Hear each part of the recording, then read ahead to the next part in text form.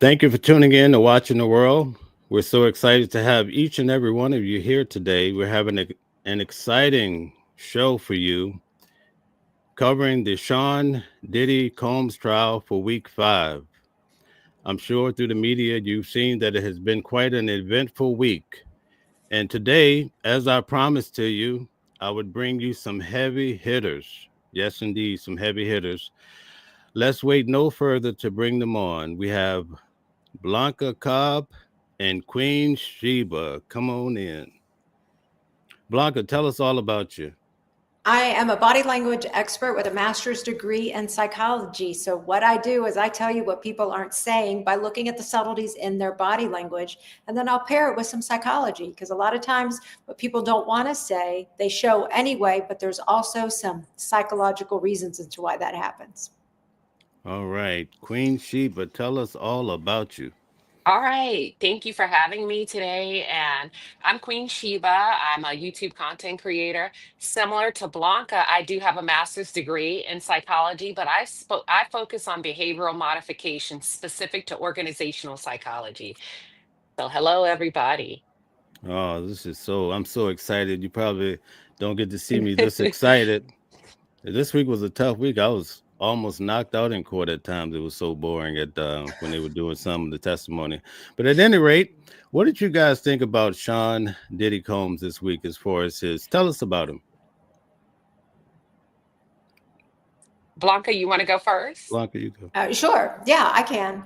Look, one thing that I do when I'm in the May courtroom is I try to get the lay of the land. I look to see what's standing out when it comes to body language. And I'm sitting in the back of the courtroom. And so I can pretty much see the back of Diddy's head. And his family is sitting in front of us also. And so when there's any big movements, I'm talking about head turning, pulling back, moving forward, leaning to the side, right? Turning around, looking at people in the gallery. This is when I can see what's happening. But the biggest thing with body language is trying to see what's causing the change in somebody's baseline behavior.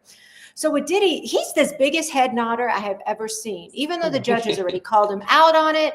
And I talked about this before judge even said anything to him. It was weeks ago. It was with Cassie, actually, when Cassie was on direct. He nods his head. And a lot of times he nods his head in agreement or he shakes his head in disagreement. And those are critical moments. And the reason they're critical, because he is responding to something that he is hearing. So whether it's the direct testimony from what he's hearing, which is one possibility, another possibility is it could make him think of something. And that's why we see him writing down on these sticky notes to pass to his attorney. So there are a lot of different reasons here, but those head nods and head shakes definitely mean something to Diddy. All right. Excellent. Queen Sheba? Okay. So for me, I have to get a feel for everything, every component that's going on in the courtroom. I'm watching Diddy.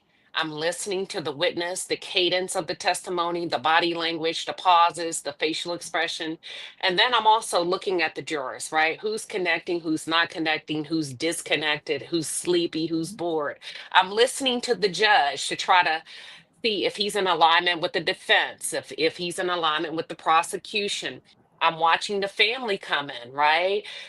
Looking at facial expressions. Are they talking? Are they not talking? Who's seated next to who? Who is Mama Combs asking to get up to move? Because there's been a couple of times Mama Combs was like, I need you to get over here. You move over here, to where the guy that's the god brother actually got up in the middle of Jane Doe's testimony, walked to the back of the court because Mama comes in. I said, and my note was, there has to be a hierarchy. When it comes to the Combs enterprise and the family, there are things that have to be in order, and we stick to that. You sit here, I sit there. But also, I'm watching Diddy, and for me, it's important to capture him coming out the back of the room because I can tell most of the time what mood he's in based on what occurred the previous day, right? And I can kind of tell if he felt like the previous day was a win. If he didn't get any sleep, there's times he was frumpy, he was wrinkled. There's other times he comes out with bright colors, yellows and blues. The days that I feel that he's not so light on his feet. He chooses more of a darker tone of browns and coffee colors. So that's what I was able to take from this week.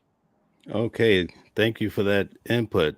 Here's the big question I have for you guys. Sitting in the courtroom, I've been in there every day since the beginning of the trial. Diddy does this all the time. He takes his glasses off, he puts them back on, he looks like that. He takes his, what is going on there, you think? I'll I jump do in. that. Go ahead. Okay, go ahead, Blanca. Uh, there are a lot of different reasons why this could happen.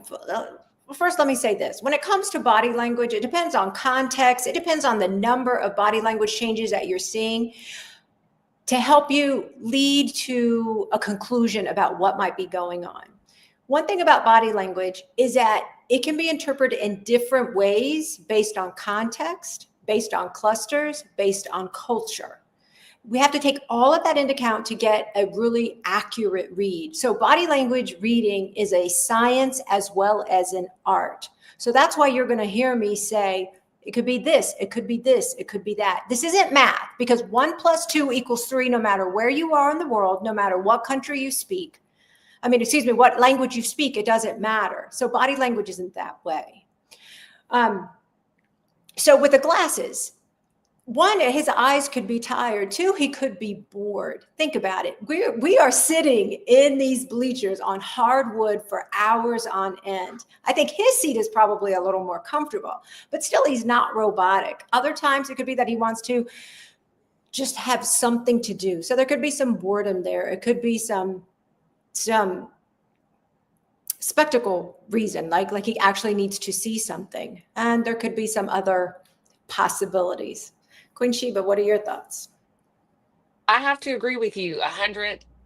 I was thinking the same thing. I think there's times that he does need the glasses in order to see the screen, like because he needs to see. And I do that. I take them on and off. But there's times that I get bored, I get shifty, and I'm moving because I'm needing something to do in that courtroom. I think you're spot on.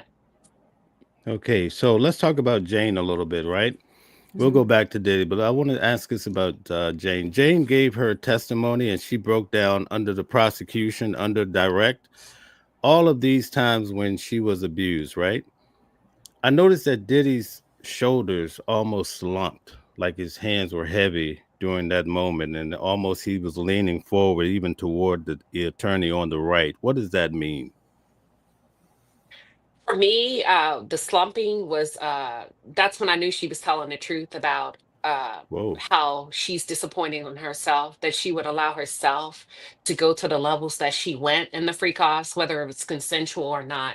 And I think that's a part of her life and the part of the disconnect that she wanted to connect with him. A lot of times when she would testify, I made a note of psychological safety exchange between the two. She would do what she did in order for him to love her, to connect with her, to be emotionally connected as if they were a married couple. And in exchange for what she did, he provided her psychological safety by way of housing. For some reason, housing was very important to her. I don't know if it's because of childhood, moving around. I don't know if it's because of her previous relationship with her child's father. But there's something there about housing that's important to her, and also love. And I think when he slumped, it's because it's the first time that he was forced to hear how she really felt. And now he's sober, right? There's no drugs, there's no alcohol. And he slumped because it's like a slap in the face, like, damn, this is real. I can't escape this. I can't get out. I can't walk away from this. I have to.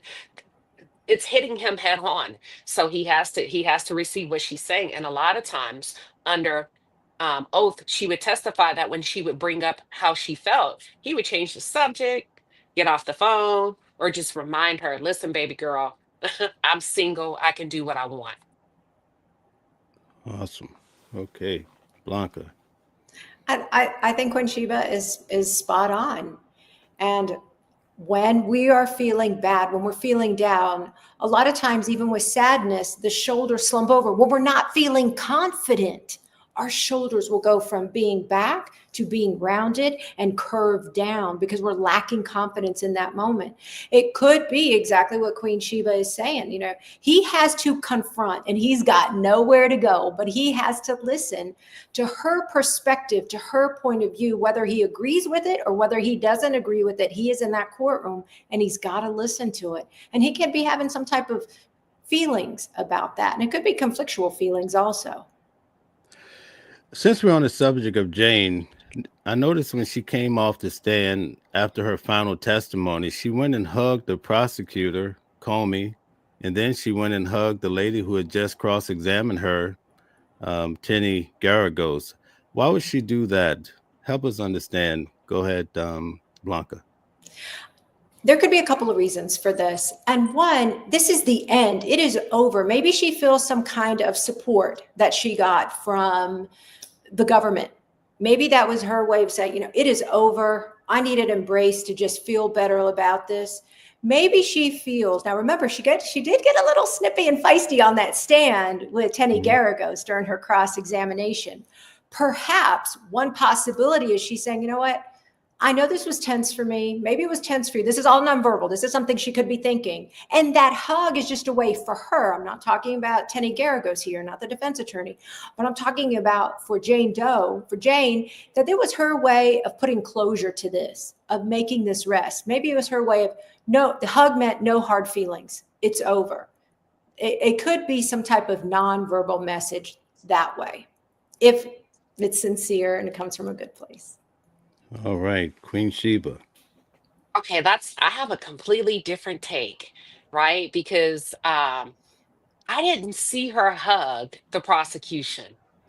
Okay, so doesn't mean it didn't happen, but I didn't see it. So what I'm thinking is when she hugged the prosecution, she wasn't as demonstrative as she was when she did and embraced the defense, right? Right, wrong, or indifference, because when she came down the aisle, it was a big display. And she stopped, she turned. It was very prominent movements to me. And she hugged the defense. I found it inappropriate, right? Based on the gravity of the case, when have you seen anybody embrace or hug the the defense and or the prosecution?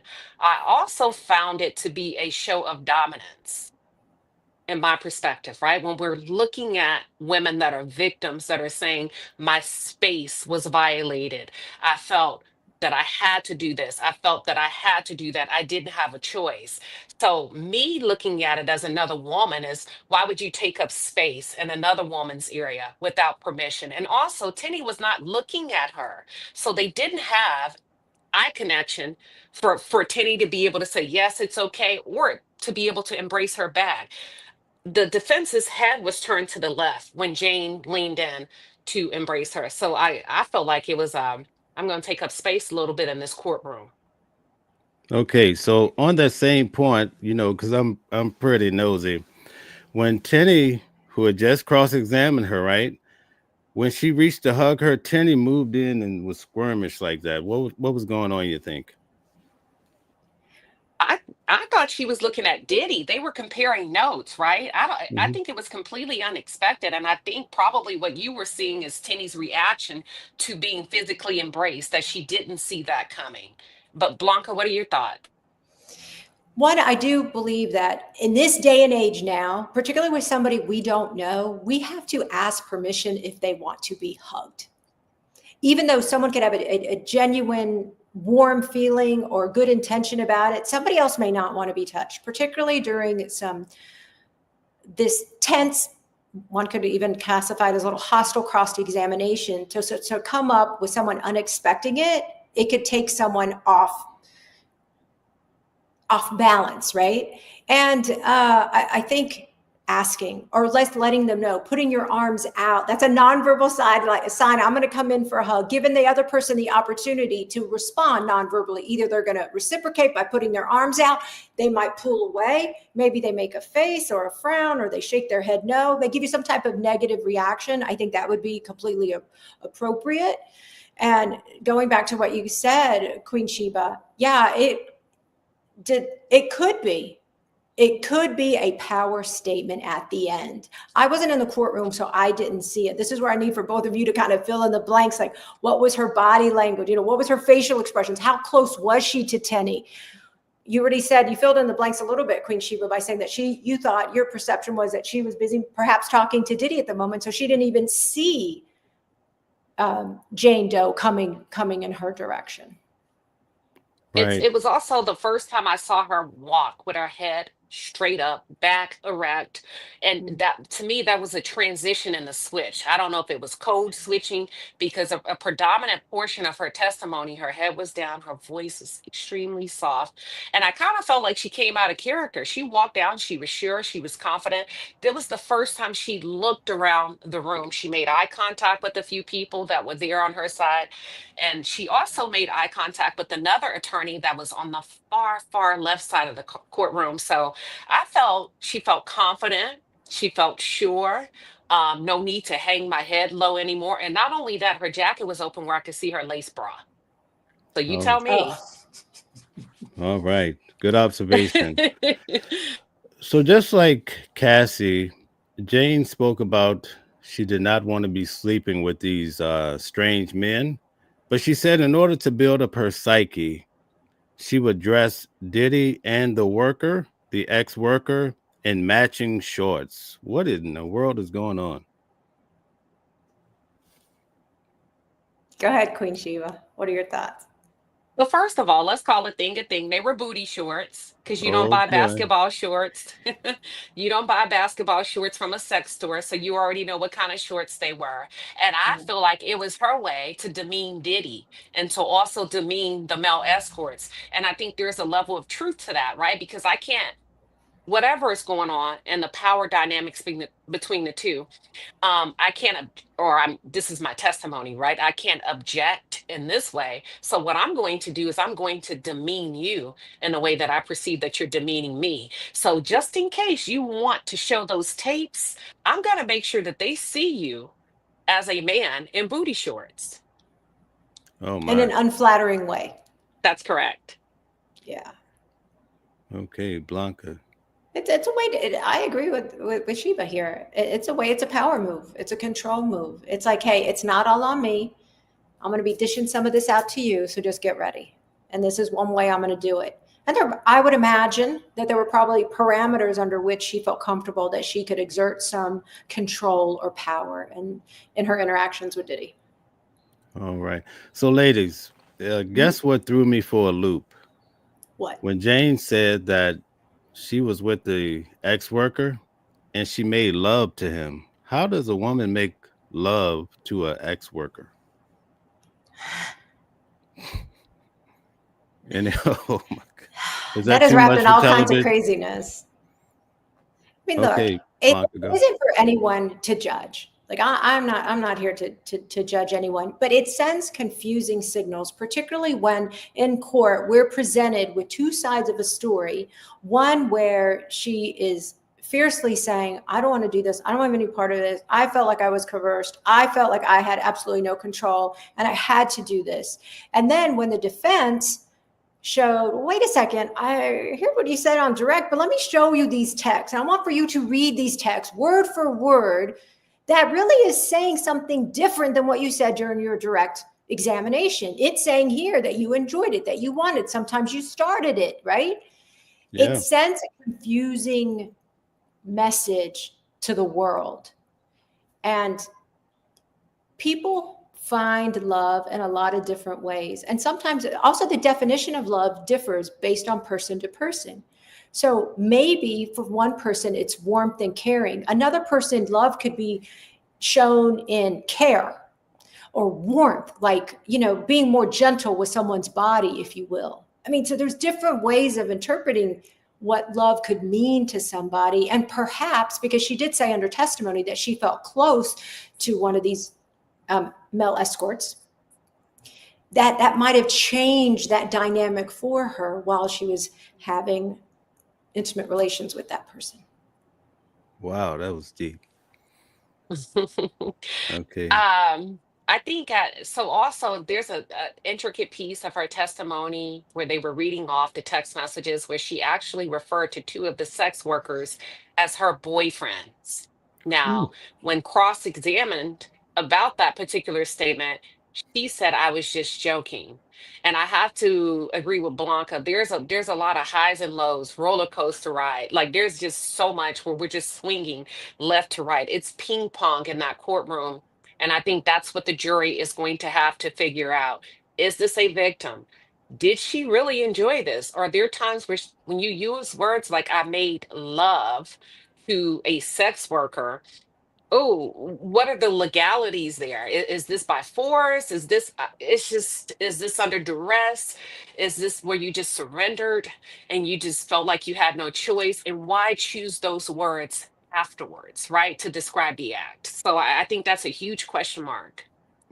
Okay, so guys, I want to be vulnerable a little bit right now, and I'm going to ask you a question, something I've observed my entire life. When I was young, and even until now, I've seen women get beat to a pulp by men and they go back. Why would you do that? He knocked down four doors basically, split one in half. Why did Jane keep coming back? Go ahead, Blanca. The reasons can be varied, but one is not every single moment of every single hour of every single day was rotten and horrible and despicable. Like even in toxic relationships, there can be moments of levity, of fun, of happiness, of what the person would define as love. So when they feel that or they see that from their partner, then they look for it.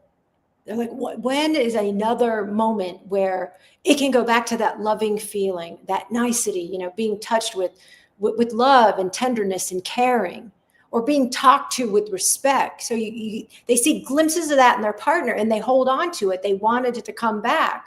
So it's no different than uh,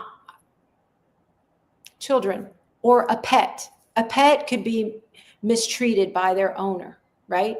By their Hmm. human mom or dad, but that pet will go back to their human mom or dad in the hopes of, I'm going to try this again and I'm going to come and show you affection and maybe it'll be different this time.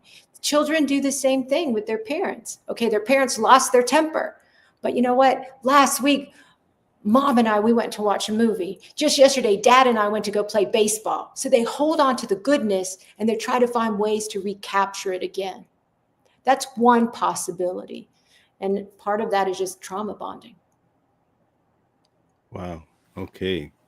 Queen, you want to go? Yeah, so I like to include the facts. And the facts is this happened in June 18th, 2024. He was already under federal investigation at this point when the physical exchange occurred between she and Diddy. He was under federal investigation. This was 7 months after Cassie received her lawsuit settlement. And also, she was working with her attorney and the feds. Up until that point, that evening, she testified there had been no physical violence between she and Sean Combs. Now, according to her testimony, she initiated the physical violence because she was upset with him for going on a trip to Colorado with Young Miami. And as he bent down to tie his shoe, she testified that with all her might, she slammed his head into a marble countertop.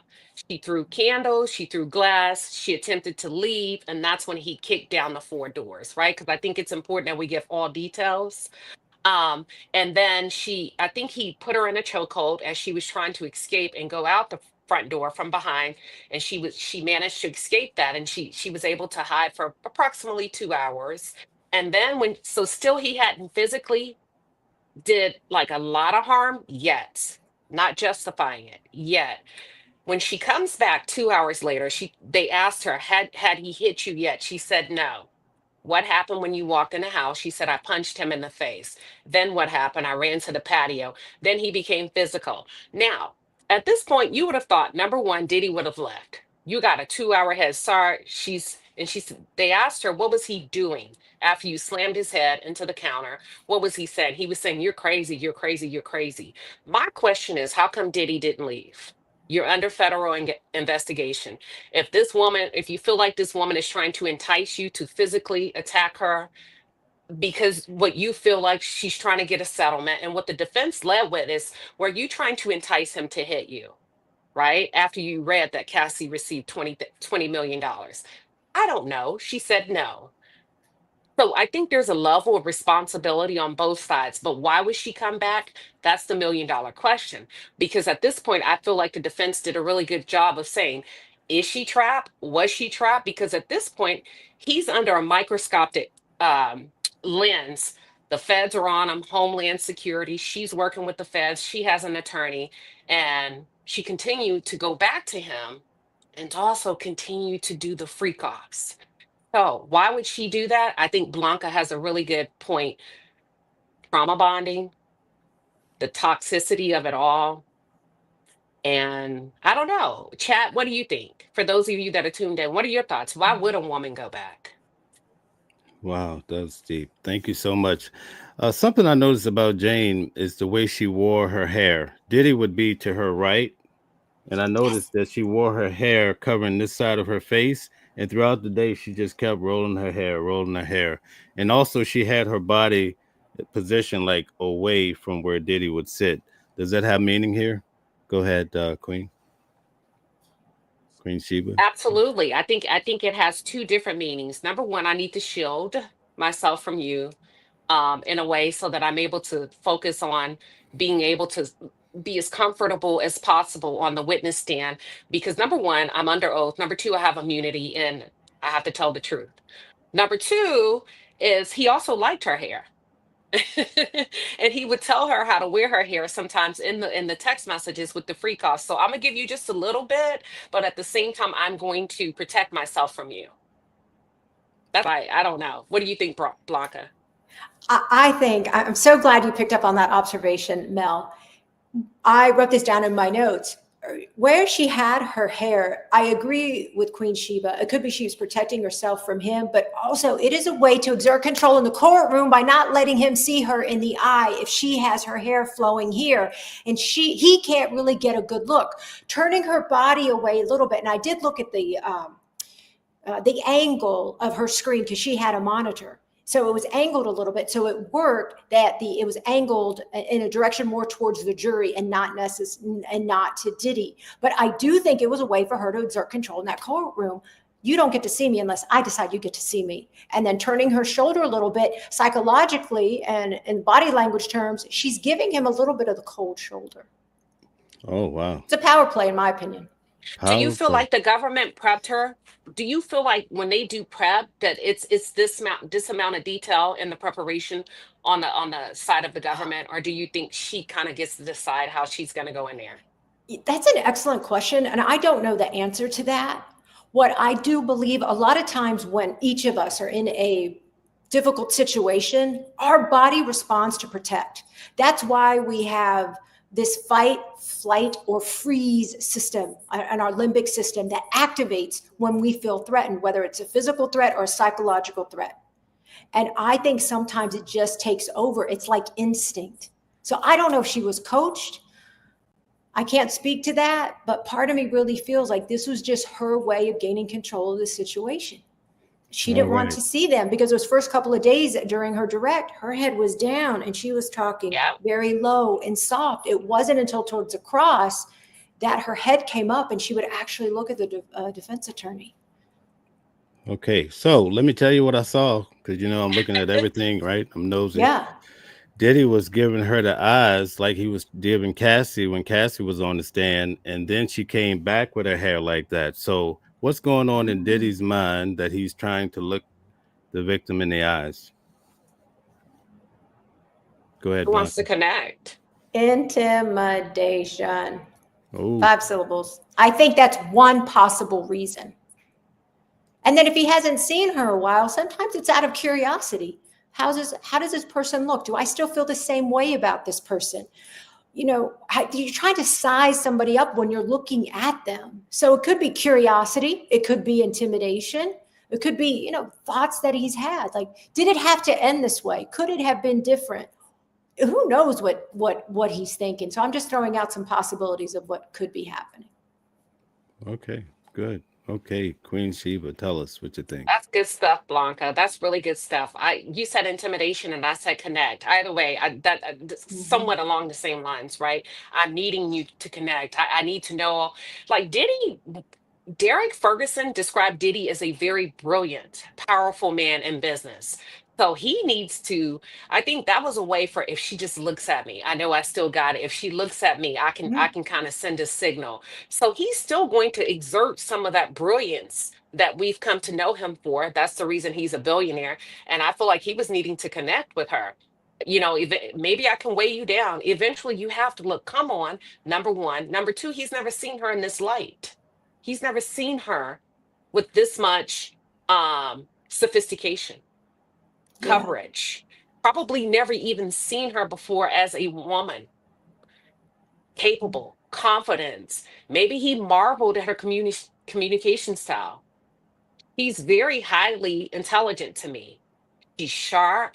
I mean, sometimes I kept thinking, why would you waste your life to do freak offs? You're sharp, you're intelligent, you are independent, you're confident. Your vocabulary is expansive, right? When you think about sex workers, a lot of times there's a notion about the type of women that participate. To me, she's the antithesis of that. She could have gone either way in life, right? And I think he was marveling at her. He needed to connect with her. There could have been a lot of reasons. Okay. So I noticed that Jane would be very soft.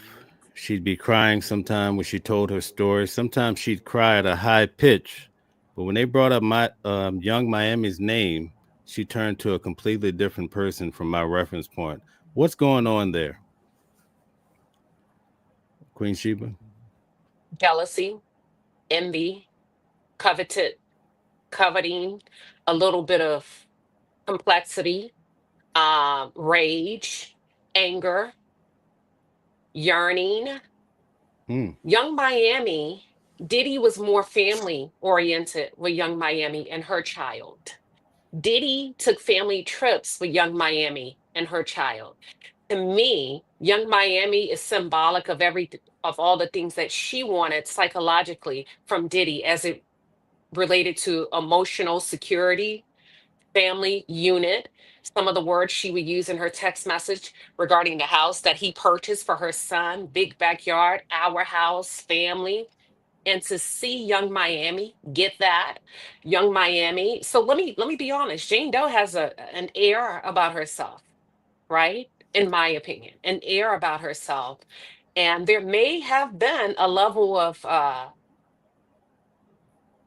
superiority there. And I think it's just a reminder to her that she, like she said, got played, tricked, manipulated. That's what comes to mind for me. Okay. All right, I'd like to add to that. It could be a level of judgment also. What does she have that I don't have? I did A, B, C, D, E, F, G. This is all that I did. Now, what did she really do? This could be a perspective that Jane could have been taking also, just sizing up the other woman and saying, you know what, you're not all that. He may not see it, but I see it. I mean, that feeds into what Queen Shiba was saying, superiority, feeling, hey, you got this all wrong, Diddy. Speaking of Diddy, do you think he was trying to, and I'll use the word corn instead of the actual word. So do you think he was trying to bring corn to real life, and that's why he was having these strange men come and sleep with his partners? Wait, repeat your question. Do you think he was trying to bring corn, I'll say the word porn, to real life by bringing these strange men to sleep with these women in his life? Definitely a possibility, but I just think he has his own level of kink. And he was just trying to bring that kink as how he defined it, which was pleasurable to him. He was trying to set it all up. When I was listening to Cassie's direct examination, the one word that came to my mind is like, he was a director. He's the producer. He's the playwright. All these people are like the puppets, and he's the marionette, and he's putting them in their place. And you do this now, and then you do that, and then you do this. he had it scripted in his mind, and he was conveying that script to other people for what ultimately he wanted. That's my take on it.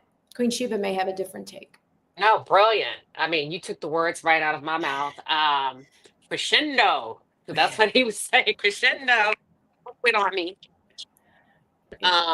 You can do this, like, like something a coach would say to his star player, in order to get you to finish strong in the fourth quarter. Yeah, that's right. Yeah. So I just think he did bring it to real life. It's documented. It's on tape. It's on video. The question is, where was it going? How was it utilized? So did he try to bring it to real life? No, he did bring it to real life so that he can watch it over and over and over and over again. Yeah, he orchestrated it. He was like the composer. Yeah, like Beethoven. The conductor, I mean, like the musical conductor. Do you think this had something to do with how he was raised or his upbringing? I can't speak to that because I don't know about how he was raised or his upbringing. Okay. But in typical situations, do people act on what they learned behavior like in the younger years, or how does that work? Yes. Absolutely. You think about it, our parents are our first teachers. Our parents teach us like how to hold a spoon, right? How to feed ourselves, how to get dressed, how to brush our teeth, how to do our hair, right? How to treat other people, what we say to ourselves. Parents model how we should feel about ourselves by how they talk to us. If our parents are uplifting and saying, hey, you're the best and you can do this and just keep trying, versus you suck, you should give up and you should try something else. You hear the difference there? So parents are huge. They're a huge influence. Now, having said that, there are 1,000,001 people out there who had the most crummiest childhood ever, who don't even speak to their parents anymore. And they go on and they've worked through all the madness of their childhood, and they are healthy, functioning adults and having great lives. So it isn't the end of the world or it dictates your past. It influences where you're going to go, but it's not the end game. You can jump off that track and join and get on another track. Okay. I agree. I don't know for a fact that anything has happened because he hasn't touched on it. It's something that I did say in one of my previous commentaries. Listen, you need to make it make sense. And now is not the time to be shy. If there was childhood trauma, you need to say something, not saying that it's going to change the public opinion. However, we need a 360. We need to know who the man is behind the mask. That's the first thing. So, and not only that, I want to hear from a clinical forensic expert to say if he was sexually traumatized, what's the impact of that when you don't receive psychological intervention? Here's what this looks like when young boys or young teens are exposed to sex at an early age or forced into sex. This can occur, or that can occur. And maybe he's a prime example of that. I will say that I do know in most cases when kids have been sexually abused, if they do not receive intensive therapy, oftentimes they do become predators. Wow, that's something to think about. So we would just want to pause here, and we have 1,000 people in the room. Tell Oh, everyone awesome. about yourself again. But before we do that, guys, please hit the like button, share, and subscribe. Please go and support our wonderful professionals channel. This is beautiful to have these ladies on. They're really at the top of their game. And guess what? I get to sit beside them in the courtroom and share notes. And it's a terrific feeling. So Bianca, go ahead and tell us about you and where they can find you and where they can hype you up. Yeah, I'm Bianca Cobb. I'm a body language expert, world-renowned body language expert, since I'm hyping myself up, with a master's degree in psychology. So I talk about all the subtleties and nuances of nonverbal communication that impact how you communicate and understand with other people. And the flip side of that is I help you understand yourself better. The biggest thing that I see with people is they're always focusing on the other person, what they're saying, what they're doing, how they're moving, when they forget that they're part of the equation. So I help you see both sides. Why? Look, we all want to get along and have wonderful, loving relationships in life, whether it's a friendship, a work relationship, or even a romantic relationship. And it all starts with understanding. And the connection, I've always said, starts non-verbally. Oh, you can find me at Blanca Cobb, BlancaCobb.com, on social channels, Blanca Cobb, YouTube, Blanca Cobb, body language expert. Okay, that's so amazing. You are so amazing. Okay, Queen Shiba, talk to us. Tell the people. Okay, I think Oh, she froze. she may have frozen. Okay, so while she's coming back, I'm going to ask you a different question. We're going to switch gears a little bit for Cassie. Yeah. It was my observation that when they played the video of her being beaten in the Intercontinental Hotel, Yeah. she didn't cry. She told the story very pleasantly. But when she spoke about her relationship with Diddy in the good days, she started to cry. What do you think about that? Some of it could be just that yearning. One thing that I do believe with Cassie and with the other victims who are testifying, those who said they loved Diddy, I truly believe there is a part of them that really loved him, even with his bad behavior and everything.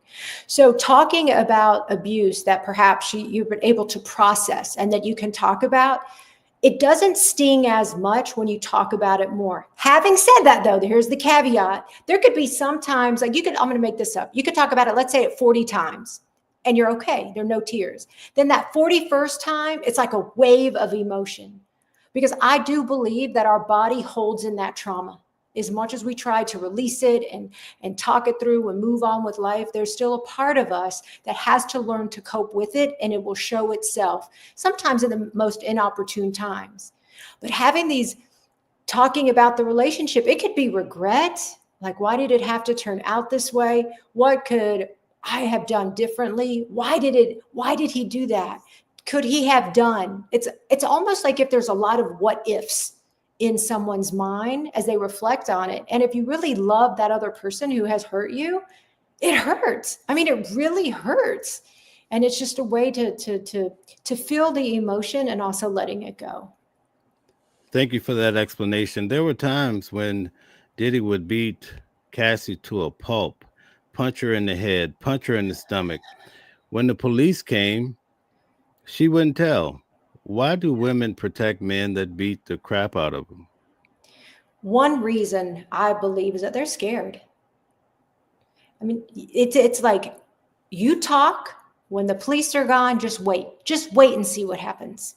You think it's bad now, you talk and see what happens. I mean, there are implicit threats. Sometimes they can be direct threats, or they can be implicit, indirect threats, where you just know how this person is. And if you still want to be with that person who has hurt you, you get a sense of their tells of when they're in a good mood, when they're bad mood, how they see the situation. Look, some abusers feel like this. If you didn't, I wouldn't. There's no acceptance of responsibility on their part.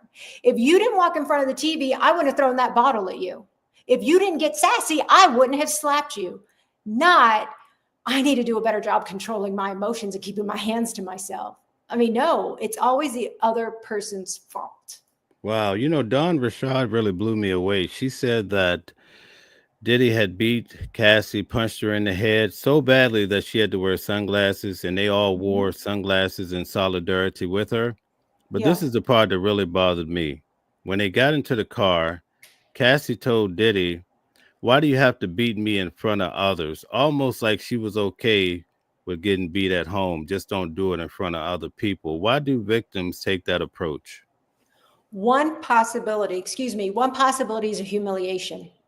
It's not right. Okay, I'm going to say this now. It is not right, no matter what, whether you're in front of people or not in front of people, in public or in private, it's not right. It is wrong. However, someone could say, look, if you're really going to do this, could you just save me the embarrassment of not humiliating me in front of everybody? Could you just do it at home? It's no different than you get in an argument with your partner out in public and they start raising their voice or saying crazy things and you're like, hey, let's just wait till we get home. Let's wait till we get in the car. Let's walk into another room. It's one thing when it's just you two versus like the whole world is going to see it. And again, I'm going to reiterate, it's wrong no matter what. Okay, so when Cassie's mother took the stand, as she was leaving, she tried to give Diddy those evil eyes, and they had to guide her away from him like she wanted all the smoke. What do you think was going on with her there? I think she was staring down the man who tried to break her daughter. The man who extorted, allegedly extorted $20,000 from her not to post, publicize, embarrass, humiliate her daughter with 2 sexually explicit tapes around Christmas and then a few days after, according to Cassie's email to her mother, right? And think about it, she was also protected.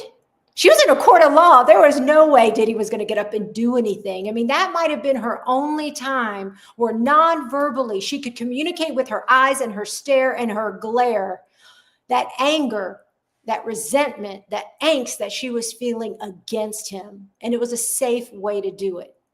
I think it was personal from her to him. Okay, Queen Sheba, while you were out, I'd asked a question about Cassie. Um, Dawn Richard has stated how she was beaten to a pulp. Cassie's in the car. She says, I only ask you, don't beat me in public. Almost as though she was okay with getting beaten at home or wanted to limit it there. What are your thoughts on that? Oh, Cassie was the one that asked him, "Don't beat me in public." Yeah, in the car.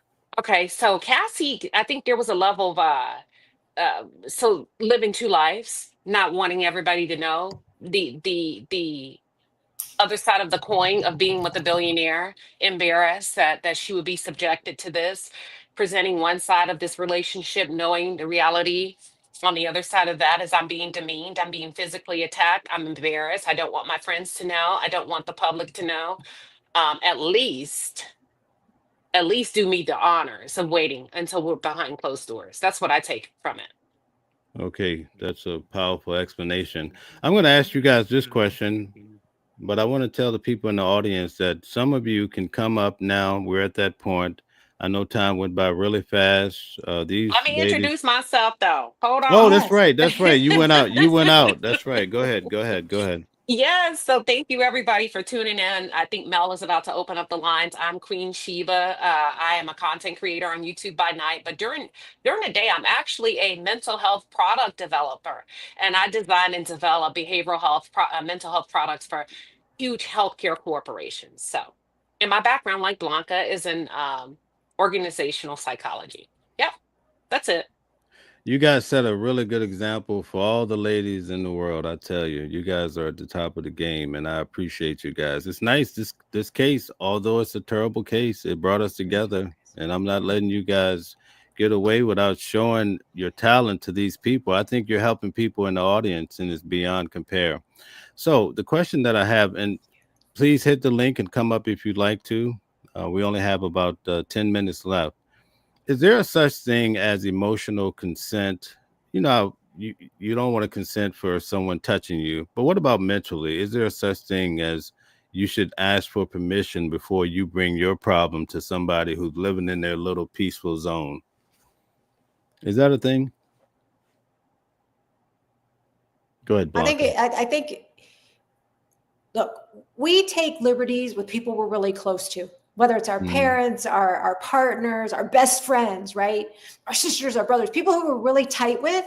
We're just like, let me tell you what happened. Sit down. I got a lot to tell you, right? We take that liberty.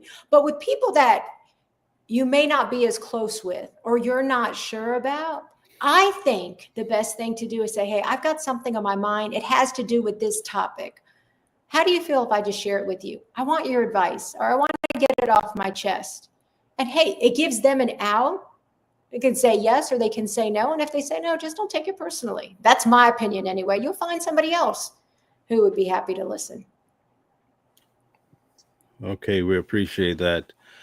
Queen Sheba? Repeat that question one more time for me.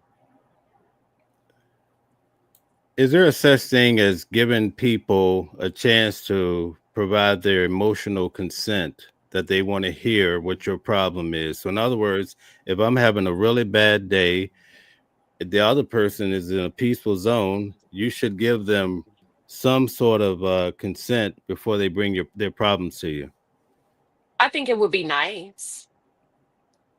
I think in a perfect world, that would be the perfect introduction or the perfect segue into, that's how it's supposed to be. Unfortunately, we live in a world where people dumb. I think it's best to set boundaries. If, like Blanca said, if you don't have the time, she didn't say it like that, but if for those of you that are the receivers of this, if you don't have the capacity, a good way to say is, hey, I have 2 minutes. What's up? Hey, I have 5 minutes. What's up? Or can I call you a little bit later as soon as I'm done with A, B, C, or D? Does that Okay. help? Yeah, it helps. It helps a lot. We have Yeah. someone that wants to come up and ask a Oh, good. question, so I'm going to let her up at this time. Her name is Beautiful 707 Oh, 0707. I forgot to change my name. My name is Queen Dosa. Hi, Queen Okay. Shiba. Hello, panel. Um, I was just coming up because I was listening in, and when you all were saying like, she would wear her hair to the side and things like that, we still have to remember that she's still getting her rent and things paid by him. Mhm. So, and then there's like. I heard that he went up like this the other day, and so he's doing sign language with his family. I don't know if anybody picked up on that, but he's doing sign language, and he's definitely he's a manipulator. He's had years and years and years to craft it this way because when you talk about individuals coming forward, and I said this before, everything that's in Cassie's lawsuit, that's everything that we're looking at right now. And a lot of people are, oh, well, how did he racketeer? How did he traffic or anything like that? When if something is done without your consent, is breaking the law, you know, in my Okay. humble opinion. Well, thank you. But Do you have a question for the ladies? uh let me ask you this. Yeah. With being women and hearing other sisters tell their story, how are you able to stay professional but still take in what they're saying? The Jane Does, is it triggering to you all, or how do you ladies? Because they said that this was a tough trial. The questions and all that was going to be tough. How do y'all still maintain your professionalism and keep your mental health together? Okay. Blanca, you want to go? Yeah, sure. Some of the testimony has been difficult for me to hear. There have been some moments where my eyes get teary. Now, my eyes might sting with some tears, but I'm not saying I'm crying, I'm out of control. That's not what's happening. The thing is, all of us, we have empathy for people. We're born with empathy. And when we hear stories, whether we know the person or not, it can strike a chord with us. And maintaining, so that's the human side. And I think we should all maintain that human side. Like, we don't need to be an alcoholic to help somebody who has alcohol issues, right? We just need to put ourselves in their position and what they're going through and how we can help to make their life better. Having said that, like, the professionalism is okay. This is bothering me right now. Let me think about what is it about this particular moment in the testimony that's hurting me. Let me process that. And then you say, okay, then I start thinking of the reasons why this could be happening. Then it's beyond me, right? Like, I feel the emotion for a few minutes, I let it go, and I go back to the testimony and say, okay, let me look at it from the witness's perspective, what they're going through, what they might have been going through in that moment. That helps me go back into that professional mindset. Does that make sense? It Okay, makes that's a lot of great. sense. All right, Queen Sheba. I think for me, the first day of hearing Jane Doe testify, that was extremely hard for me to hear. I've never sat in this type of trial and heard the details outlined the way they were outlined, like up front, in your face, audio messages. We got to hear a lot of stuff, noises, uh, sex workers being in the room. They play one audio of her, Diddy, and a sex worker where they're talking about get the condom. Diddy comes in, what are y'all doing? And I remember my first day, I was like, I'm not okay. This is a lot, especially when she would talk about how her body would physiologically respond to her not being able to go anymore physically. At one point, she threw up, she vomited. Um, it was just a lot going on with her body. Even if she quote unquote consented, her body was saying, nope, override. You're not doing this. This is not what the body is made for. So that was extremely hard for me. Professionally, how do I handle that? I take breaks. I leave the courtroom. I go get sunshine. I eat lunch. That's important, right? I go sit by myself. I decompress. Um, I tap in with my audience a lot. I'll call my moderator and connect with her and kind of give her a rundown because you need to get that stuff out. You got to shake that energy off. But not only that, keeping in mind this is a very, very sad situation for both parties involved, all parties involved, because my question still remains: how in the hell did he get here? And then with the women, how in the heck did they get here? How did everybody get here where you would do things that you didn't want to do? And where did he learn this from? And how come he didn't stop? He's a billionaire. You could have anything in the world. You could have had the best help in the world. You could purchase the best therapist. I mean, you have access to any and all programs. So a lot of it is me just being thoughtful, trying to just capture both sides when I'm talking about the case. And other than that, just really resting in between when we're not in the courtroom. All right. Thank you, Queen I Tulsa, do for one coming more. up. We no, we have to do it for Oh, next I was time. But just going to ask you, how Okay. did y'all feel about Kanye being there? all right, guys, just answer this quickly if you want. I didn't see him. I didn't either. I was not there. Yeah, so Okay, free I have time. a, I'll answer it. Okay, So I knew Kanye was coming. I was alerted to that inside information. So if you go to my videos, the live for that day, I'm gonna make it a short. But I filmed Kanye coming out of the car. He shook my hand. You see it in the video, and he went around the bend. We followed him, so it was exciting. He had a strong presence. I could tell you that. But thank you for coming up, okay, and thank I'm you. definitely going to bring them back, and we'll have more questions. Thanks for participating, and please hit the like button and subscribe for us. All right, thank you. Okay, so here's the last question I have for you guys. Um, Mia, for most of her direct testimony, her head's down, she's mumbling, fidgeting, she's tingling with her hair, and all of this. Under cross examination, when they had her read text messages and emails, she said, D Rock, she came to life. Like, this is not the same person I saw yesterday. What do you think is happening with her? We have different emotions for different people in our lives. There are some people who we really want to be around, and when we think of them, they make us smile. Whether Wow. you think about your grandmother, you think about your mom, you think about your best friend, whomever that is for you. So we have emotional memories based to different people in our life. That's just one explanation. So even in the craziness and in the sadness and the resentment or whatever angst she was feeling when she said D-Rock, maybe that was a happy memory. Maybe when she said it, maybe it was I'm going to make this up because I don't know. Maybe it was, like an inside joke between the two of them. Or maybe it was a nice thing he said to her one time. Who knows? But again, I think it's emotional memories that we tie to certain people in our life. Okay, great. Queen Sheba? Let me ask you this, Mel. Are you saying that you noticed that her voice changed, like her tone? Is that what you're saying? Yeah, so let me explain. In the courtroom, the Mm-hmm. first couple of days, her voice is very low. I don't know if you ever seen Jamie Foxx play Ray Charles, but he's like Mm-hmm. zippity zippity zippity zip. You can't even make out what she's saying. That's how she's coming across. Her head is down. She never raises her head. Under cross examination, they bring up the exhibits and they show the different emails that she wrote, and I'll illustrate it. She goes, D Rock, and like this lady can talk. Or she'd read an email and it's spelled out like four L's. It's the word love, right? And she's talking to Diddy.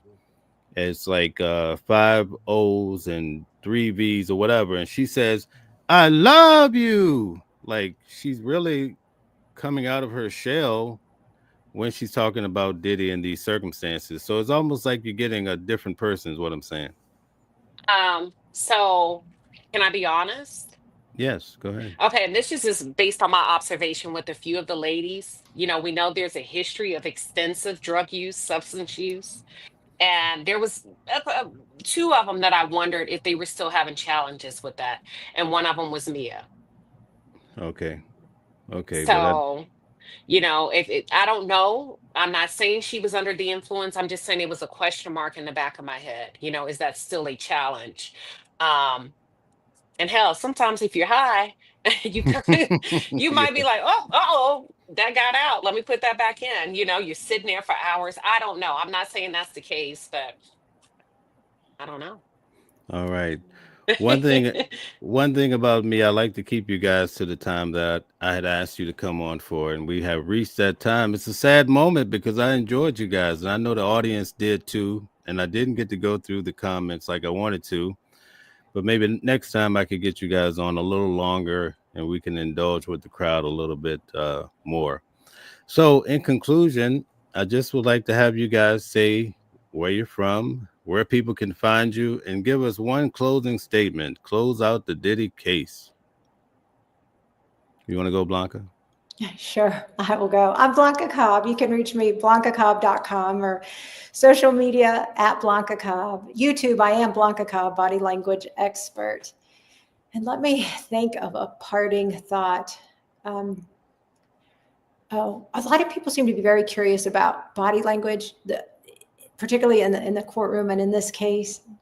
When you're, actually, that's not a very good thought to end on because there are no cameras in the courtroom. So that, all right, give me a second, Mel. Let me Right. think a parting It's thought okay. here. We could go to Queen Sheba and come Yeah, back and to then I'll you. come back with Okay. something. Okay. Okay. So I'm Queen Shiba with an I. And of course, we have the darling at the end. You can find me on TikTok, YouTube, Instagram, under Queen Shiba. And then my final thought is keep in mind that, at least for me and for people in the courtroom, I think most of us think we thought or we knew the gist of everything that was happening. And you walk in only to find and hear and discover you have no idea. So for me, I'm basing it off, or my commentary off of what I hear in that moment, right? Forgetting the next day, but being present in the moment. And final thoughts are, this is tough. This is more complex and complicated than I think we all can imagine. And I'm not sure what the outcome is going to be. That's my final thought. Okay. All right, Very good. So I'll, I okay. got I was going to mine. go Just ahead. to stay inquisitive, really. There's so much information, like Queen Shiva is saying, that is thrown at us from all angles. Just stay inquisitive, because when you start asking questions, the more it's going to lead to some answers, and it's going to broaden your mind instead of just thinking you know what it is, what the answer is, because it's very complicated, exactly like Queen Shiva said. All right. I really do appreciate you guys. So I have a little statement I'll say Yeah. from my observation of this case, because this case has been dramatic for me, right? Hearing all of the abuse that I've never seen or heard about before. But I just want to say, I think as a country or people in general, sometimes when it comes to men, we're moving away from the mark, and you find that women are being beaten and also children. And my grandmother used to tell me, if you do what's right, right will follow you. So it's very important that as men in this world, we have no need to beat women or beat children or beat anyone. We should all keep our hands to ourselves. But the problem is, in this social media thing now, a lot of men are promoting the abuse against women and children. So that needs to stop. And that's my message. We need a new message, a new breath of air to help the younger generation to move away from abusing other people. All right. So thank you guys for tuning in. I appreciate everybody in the audience. I'm pretty sure these wonderful professionals, look at the example that we have for us. That's why I had to bring them on, let other young people see like the greatness that you can be in life. And you guys are wonderful. So Thank you. thank everybody for tuning in. I'm definitely going to have them back. Would you guys be so kind? We could do this again. I think this was a beautiful show. You Absolutely. guys are beautiful, and I'm I game. appreciate you. All right. Yes, thank So, you. all right. Thank you, and have a good night. All right. So long to Ciao, everyone. everybody. Bye bye.